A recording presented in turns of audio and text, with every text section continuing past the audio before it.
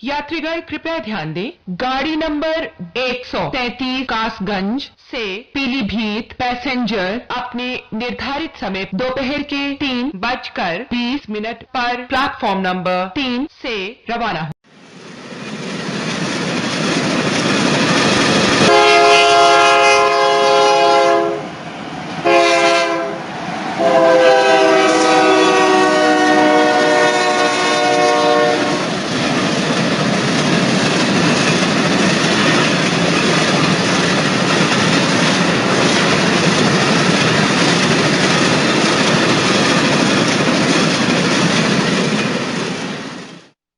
जी हाँ, अभी आपने जो आवाज़ सुनी ये बहुत जाना पहचाना रेलवे स्टेशन का एक अनुभव है जो हम सबों ने अपने जीवन में ज़रूर अनुभव किया होगा। और हम में से कई लोग हैं जिनको ट्रेन बहुत पसंद है। मुझे तो बहुत ही पसंद है भाई, ट्रेन में आना जाना, स्टेशन में बैठना, और वो जो सुखद अनुभव है ना, अनाउंसमेंट है, भीड़ है, लोगों की बातचीत है, परिवार वाले हैं, बच्चे हैं, और कभी कभी स्टेशन में कुत्ते इधर उधर घूमते हैं, कहीं कहीं पर ऐसा होता है। लेकिन कुछ स्टेशन, बहुत सारे स्टेशन आजकल सफाई के ऊपर बड़ा ध्यान दे रहे हैं और ये बड़ी खुशी की बात है। हम में से हर एक लोग हमारे ट्रेन में जाने की कोशिश करते हैं। मैंने तो कई बार ट्रेन से सफ़र किया है और आप सुनने वालों ने भी ज़रूर ट्रेन में सफ़र किया होगा। और हम देखते हैं कि उसमें रिज़र्वेशन की बात होती है। अगर हमारा रिज़र्वेशन नहीं होता है तो भाई भीड़ में बैठना बड़ा मुश्किल हो जाता है। तो एक चीज़ है कि रिज़र्वेशन पहले से करवा लें। और फिर ट्रेन की जो आवाज़ें हैं, इंजन की आवाज़ें हैं, ट्रेन एक ट्रैक से दूसरे ट्रैक में जाना, और उसके बाद अनाउंसमेंट होना कि भाई ये ट्रेन आने वाली है। और अगर आपकी ट्रेन का अनाउंसमेंट होता है कि भाई फलाना फलाना ट्रेन आ रही है तो बड़ा सा सुखद सा अनुभव होता है कि नहीं। और हम कोशिश करते हैं कि भाई जल्दी से जल्दी उस ट्रेन में बैठें। और आजकल तो लोग ज़्यादातर एसी में ट्रैवल करते हैं क्योंकि मौसम थोड़ा सा कभी ठंडा है तो कभी गर्म है, तो हम उस एसी का मज़ा भी ले सकते हैं। इस प्रकार से हम बहुत अच्छा ट्रेन का आनंद लेते हैं। बड़ी सुखद जर्नी होती है जब हम ट्रेन में बैठते हैं, है कि नहीं। अच्छा, एक चीज़ हमें और ध्यान में देना पड़ेगा, जब हम ट्रेन की बात करते हैं तो इसमें कई की पीपल या सिचुएशन आते हैं। फॉर एग्ज़ाम्पल, इंजन है, ड्राइवर है, स्टेशन मास्टर है, रिजर्वेशन की बात आती है, सिग्नलिंग की बात आती है, ट्रैक्स बिल्कुल सही जगह पर लगा हो, और एक प्रकार का जो कम्युनिकेशन नेटवर्क है ना, वो इसमें जाता है। अगर कहीं भी फेल हो गया कम्युनिकेशन नेटवर्क में, अगर कहीं थोड़ी सी चूक भी कर दी तो ये ट्रेन सुखद की जगह बड़ी दुखद हो सकती है। जैसा कि अभी 1-1.5 महीने पहले बालासोर जो उड़ीसा में एक्सीडेंट हुआ था, शायद आपने ज़रूर पढ़ा होगा कि किस प्रकार से 2-3 ट्रेनें टकरा गईं और कई सौ लोग उन्होंने अपनी जान गंवा दी। तो ये तो है, अगर सही तरीके से सुचारू रूप से ट्रेन का संचालन हो तो बहुत आनंद वाली बात आती है। और फिर जैसे कि आप इस चित्र में देख रहे हैं, डायग्राम तो नहीं, चित्र है कि किस प्रकार से ये ट्रेन, इंजन है इसमें और पीछे डब्बे लगे हैं और फर्राटे के साथ आती है और फर्राटे के साथ जाती है। कुछ ऐसी ट्रेनें हैं जो सुपर फास्ट हैं, जो बहुत ही कम स्टेशन पर रुकती हैं और उनकी जो स्पीड है 120-150 किलोमीटर प्रति घंटे के हिसाब से चलती है। और मज़ा भी आता है जब ट्रेन थोड़ा फास्ट चलती है।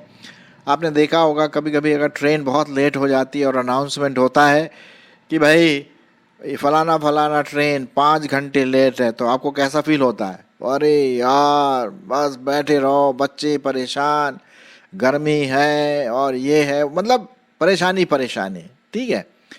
और जब वो टाइम आता है तो बड़ा सुकून मिलता है कि हाँ भाई, हमारी ट्रेन आ गई।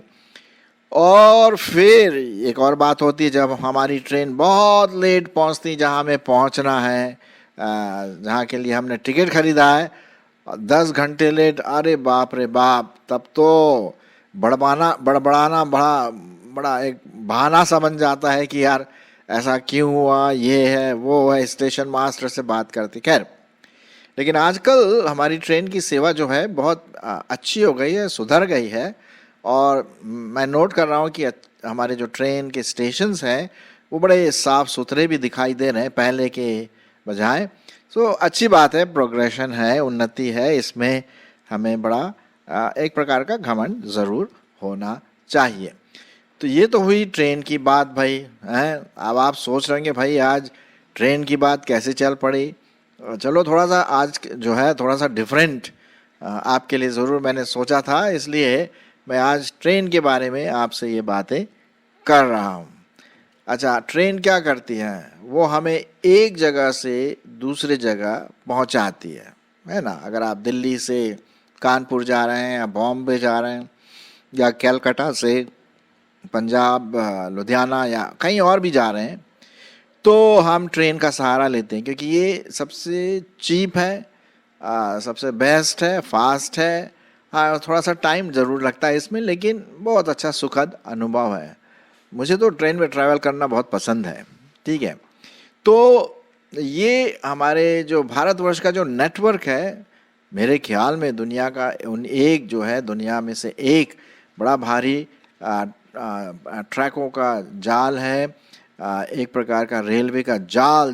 पूरे भारतवर्ष में ये ट्रैक्स, रेलवे लाइन बिछी हुई हैं और जैसे जाल होता है ना, उसके समान दिखती हैं। तो ये अच्छा है, जो ज़्यादा पैसा पे नहीं कर सकते उनके लिए सस्ता और अच्छा यात्रा का साधन बन जाता है। ठीक है, अब इसमें कुछ चीज़ें हैं जो हमें ध्यान में देना है भाई। कि पहली बात, जब हम स्टेशन में आते हैं तो देखना है कि भाई ट्रेन लेट तो नहीं हो रही है, हैं। और फिर हम ये भी पूछते हैं, वहाँ पर रेलवे इंक्वायरी होती है, पूछताछ है कि नहीं, हमेशा अनाउंसमेंट होते रहते हैं। पूछताछ में हम पूछते हैं भाई कि ये ट्रेन कब आ रही, पता पड़ता है कौन से प्लेटफॉर्म पर आ रही है, तो फिर हम वहाँ जा कर के बैठ जाते हैं। कभी कभी क्या होता है कि ट्रेन बोलते हैं कि इस प्लेटफॉर्म में आ रही है, और जब आता है तो कहीं दूसरे प्लेटफॉर्म में जाता है। तो फिर हम लोगों को बड़ी दौड़ना पड़ता है उस ट्रेन को पकड़ने के लिए, और इससे पहले कि वो छूट जाए। तो ये कुछ परेशानियां ज़रूर हो जाती हैं कभी कभी, हमेशा तो ऐसे नहीं होता है, लेकिन ज़रूर कभी ना कभी इस प्रकार की परेशानी आती है।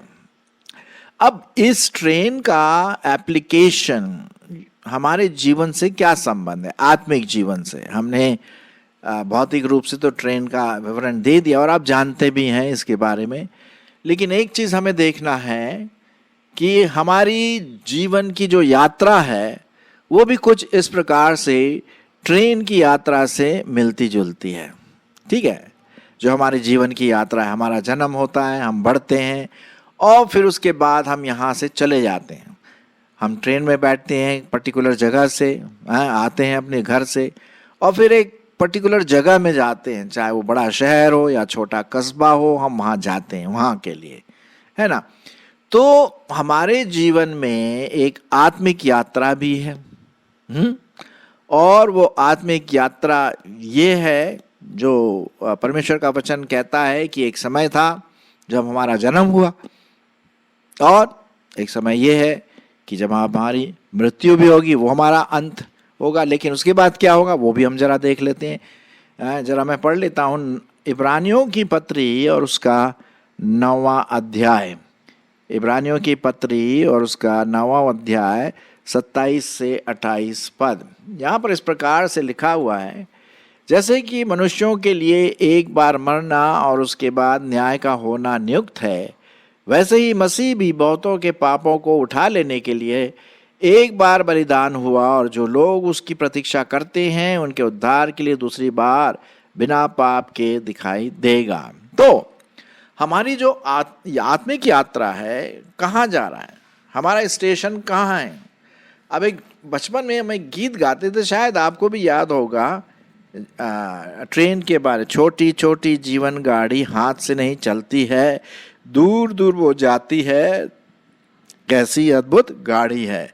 2 स्टेशन होते हैं, स्वर्ग और नरक कहते हैं। तो 2 स्टेशन हैं हमारे जीवन की गाड़ी में, एक तो है नरक और एक है स्वर्ग।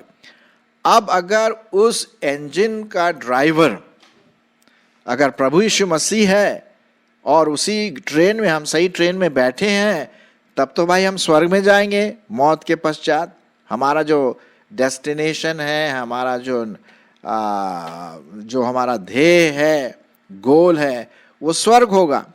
लेकिन अगर हमारा गोल कहीं और है, नरक है, तो वहाँ जाएंगे। और नरक को चलाने वाला, उसका ड्राइवर कौन है? शैतान है, उसकी बुरी आत्माएं हैं जो उस गाड़ी को चलाते हैं, है ना। तो प्रश्न ये उठता है, आत्मिक रीति से आपका जीवन की यात्रा में कौन से ट्रेन में बैठे हैं? क्या प्रभु यीशु मसीह आपके यात्रा का, आपके इंजन का ड्राइवर है? क्या वो आपको चला रहा है, आपके जीवन यात्रा को आगे बढ़ा रहा है? ये बहुत ज़रूरी है, इसके बारे में आप ज़रूर ध्यान दीजिए। अब प्रभु यीशु मसीह ने अपना बलिदान क्रूस पर दे दिया, ठीक है।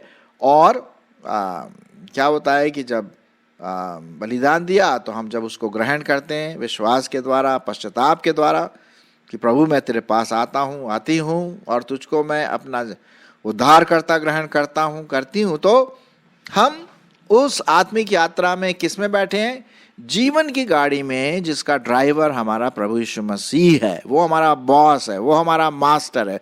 वो सब देखता है, सिग्नलिंग को देखता है, ट्रैक्स को देखता है, और रास्ते में जो भी बैठी चीज़ें होती हैं, अगर कहीं कुछ खतरा उसे महसूस होता है तो एकदम से स्टेशन मास्टर को आगाह करता है। जैसे ड्राइवर जो होते हैं ना, वो आगाह करते हैं। तो वैसे ही हमारे जीवन की गाड़ी हम प्रभु यीशु मसीह के हाथ में सौंप देते। लेकिन अगर हम ऐसे किसी में बैठ गए और कोई हमारा उद्देश्य नहीं है जीवन का, तो फिर तो वो तो नरक जाएगी भाई, बिल्कुल जाएगी। अच्छा, एक और चीज़ है इसमें, ट्रैक बहुत इम्पॉर्टेंट है। ट्रैक या लाइन, रेलवे लाइन जिसे हम कहते हैं, आपने देखा होगा कि 2 पातें, 2 रेलवे लाइन जो बराबर चलती रहती है, वो कभी मिलती नहीं है, ना वो कभी अलग होती हैं, ना कभी वो मिलती हैं, बिल्कुल पैरेलल बराबर से चलती रहती हैं। तो उसी प्रकार से हम उस ट्रैक में बैठे हमारा आत्मिक जीवन में, जिसमें 2 पाते हैं, 2 लोहे के लाइन हैं। उनमें से एक है परमेश्वर का वचन और दूसरा है प्रार्थना।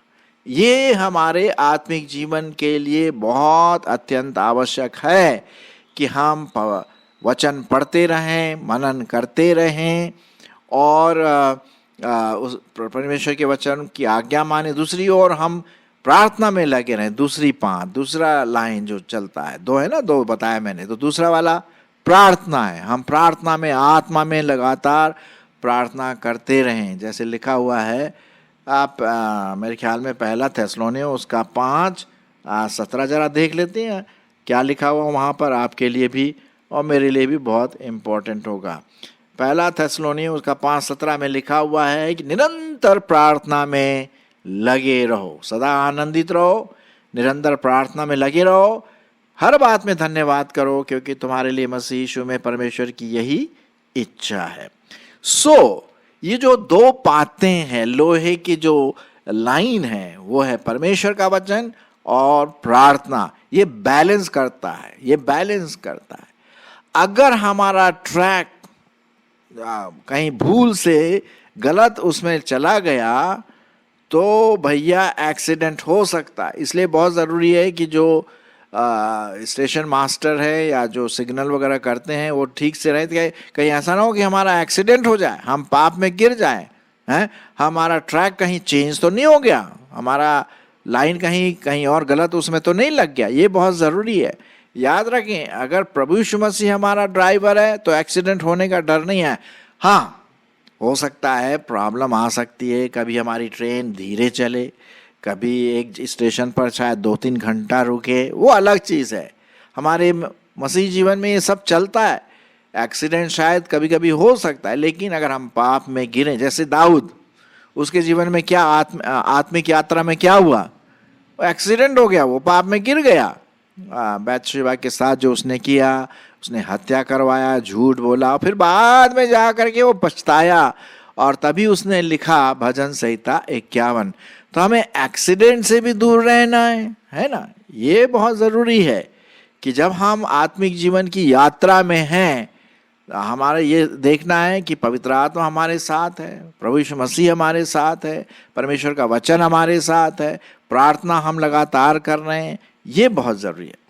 अच्छा, ट्रेन में एक और चीज़ आपने देखा होगा कि मेरे साथ तो कभी बहुत बार ऐसा हुआ, जैसे खाने पीने का टाइम आता है ना, जैसे सब लोग अपना अपना उठाते हैं, क्या बोलते हैं, लोग पराठा ले आए या पूरी आलू ले आए या जो भी है खाना, अब 12 बज गया, 1 बज गया, ऐसे कुछ लंच का टाइम आ गया, तो सब लोग अपनी अपनी पोटली खोलते हैं। हाँ, और अचार की खुशबू, अरे साहब, वो पूरे डब्बे में फैल जाती है। तो लोग मेरे से पूछते हैं कभी कभी, भाई साहब आप लीजिए ना, मना करने पर भी बोलते नहीं नहीं लीजिए, तो हमारे पास बहुत है, और फिर वो बड़े प्रेम से हमसे शेयर करते हैं, या हमारे पास अगर कुछ खाना हो तो हम उनको देते हैं, है ना। तो ये क्या है? आत्मिक रीति से फेलोशिप है, संगति है। आत्मिक यात्रा में हमें एक दूसरे के साथ क्या करना है? संगति करना है, ये बहुत ज़रूरी है। और यही संगति हम देखते हैं प्रेरितों के काम में भी ऐसा ही हुआ।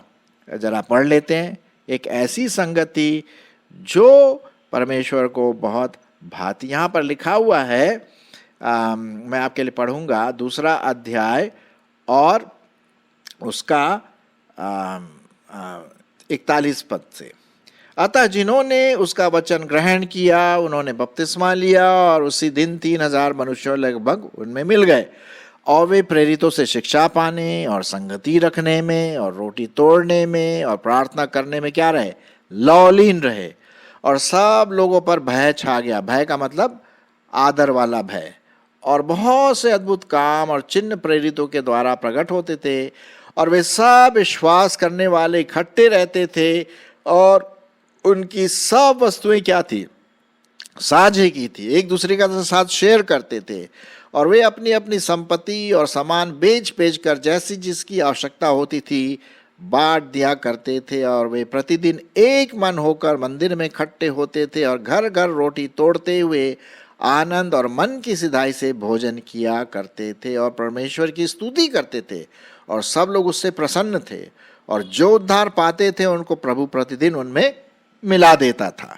तो यहाँ पर हम देखते हैं कि ऐसा गर्माहट, आत्मिक गर्माहट, आत्मिक संगति, जैसे ट्रेन में हम करते हैं ना, लोग मिलते हैं और पूछते हैं कहाँ जा रहे हैं भाई साहब, ये वो, और जब ट्रेन की जर्नी खत्म होती है तो अच्छा फिर मिलेंगे, हमारा नंबर है, आइए कभी, ऐसे। उसी प्रकार से आत्मिक रीति से हमें संगति करना ना भूलना है, हमें नहीं भूलना है।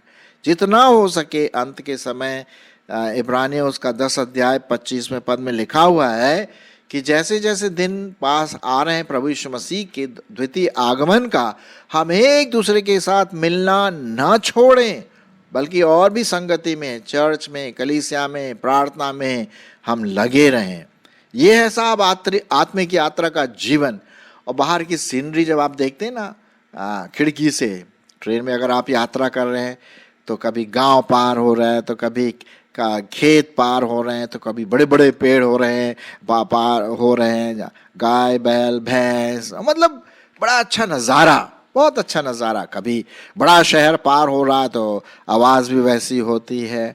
तो हम खिड़की से देखते हैं और आनंद करते हैं, कि रिलैक्सेशन होता है, एक प्रकार का सुखद अनुभव होता है। मेरे प्रियो, ये हमारी आत्मिक यात्रा में हमें प्रभु के साथ आनंदित रहना है। क्या लिखा हुआ है फिलिपियों उसका 4 अध्याय और 4 पद में? क्या लिखा है? प्रभु में सदा आनंदित रहो। मैं फिर से कहता हूँ, आनंदित रहो। देखिए, दुख मुसीबत तो हमारे जीवनों में आएंगे, जब तक हम यहाँ हैं इस पृथ्वी में, वो आएगा। लेकिन परमेश्वर हमें उन दुख मुसीबत से दूर करने में क्या करेगा? सहायता करेगा, अगुवाई करेगा। क्योंकि हमारा ड्राइवर कौन है? हमारा मास्टर कौन है? हमारा बॉस कौन है? हमारा उद्धारकर्ता कौन है? प्रभु यीशु मसीह, है ना। तो वो देखेगा भैया, वही हमारे इंजन का ड्राइवर है। आत्मिक रीति से हम यहाँ पर बात कर रहे हैं। सो इस प्रकार से हम अपने मसीह जीवन में आगे बढ़े। एक और पद मैं आपके लिए पढ़ना मांगता हूँ, बहुत अच्छा पद है और वो पाया जाता है हमारे आत्मिक जीवन के लिए, जैसे हम अपने आत्मिक जीवन में आगे बढ़ते हैं। इब्रानियों की पत्री उसका 12वां अध्याय पहला और दूसरा पद। इब्रानियों की पत्री उसका 12वां अध्याय और उसका पहला और दूसरा पद सुनिए। इस कारण जबकि गवाहों का ऐसा बड़ा बादल हमको घेरे हुए हैं, तो आओ हरेक रोकने वाली वस्तु और उलझाने वाले पाप को दूर करके वह दौड़ जिसमें हमें दौड़ना है, धीरज से दौड़े। धीरज से दौड़े, आत्मिक रीति से हमारी जो यात्रा है, दौड़ है, यात्रा है, धीरज से दौड़े। और किसको देखें? प्रभु यीशु मसीह की ओर देखें। दूसरा पद, और विश्वास के कर्ता और सिद्ध करने वाले यीशु की ओर ताकते रहें, जिसने उस आनंद के लिए जो उसके आगे धरा था, लज्जा की कुछ चिंता न करके क्रूस का दुख सहा और सिंहासन पर परमेश्वर के दाहिने हाथ जा बैठा। सो प्रियो, आज हमने थोड़ा सा ट्रेन की सफर की है ना। भौतिक रूप से भी थोड़ा सा आपको आवाज का इफेक्ट दिया ताकि आपको अनुभव हो सके, और थोड़ा सा मैंने बताया। लेकिन उससे भी ज्यादा हमारी आत्मिक यात्रा, जो कि परमेश्वर का वचन, प्रार्थना, प्रभु यीशु मसीह की प्रभुता, वो हमारा प्रभु, पवित्र आत्मा की सामर्थ्य हमारे जीवनों में, और एक दूसरे के साथ मिलजुल के संगति करते हुए हम आगे बढ़ें। कहीं ऐसा ना हो कि हम गलत ट्रेन में बैठ जाए और एक्सीडेंट हो जाए, पाप में गिर जाए। हम होशियार रहें कि हम सही ट्रेन पर और सही रास्ते पर। यीशु मसीह क्या कहा? I am the way, the truth and the life. मैं जीवन हूँ, मैं मार्ग हूँ, मैं सत्य हूँ, है ना। उसी ट्रेन में बैठना है, प्रभु यीशु मसीह की ट्रेन में, तभी हम स्वर्ग की ओर अंत में हम मिलेंगे। और चलिए, तो हमारी यात्रा जो है चलती रहे और आनंद भी उठाएं।